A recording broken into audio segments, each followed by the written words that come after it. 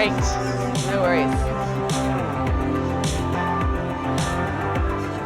So I'm a filmmaker, a writer, and an actor. And so I made films as an actor when I was quite young. And so I was doing that for a while, and then I started directing and making my own work about 5-6 years ago. And so Your Mother and I is probably my 5th short film.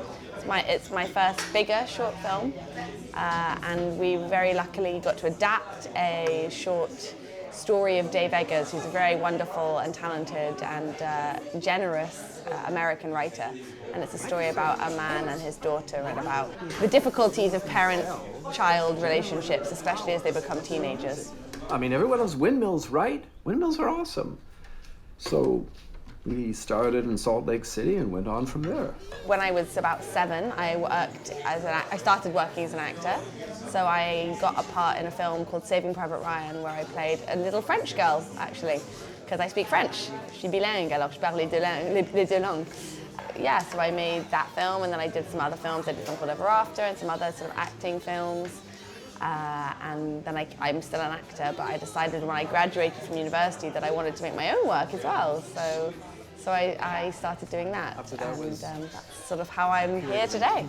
Your mother and I tended to do big projects like the power conversion and then follow it up with a bunch of smaller, quicker things. So we made all the roads red. I read it whilst I was at university, and it really struck me, especially as someone growing, beyond my relationship with my parents as an adult, from child to adult. It really struck me that sort of shift when you're young and you're sort of trying to define yourself outside of your parents, but how difficult that can be. So that was one of the things. And then I also thought it was very interesting, the idea of changing the world. How can we change the world? And, are different generations' versions of changing the world different? Would the daughter have a very different idea about how to make those changes than the father and mother? I guess so much of what we did, what made so much of it possible? The film cost us about 12,000 Canadian dollars, because I made it in Canada. We did a crowdfunding campaign on Indiegogo. Dad, did Mom...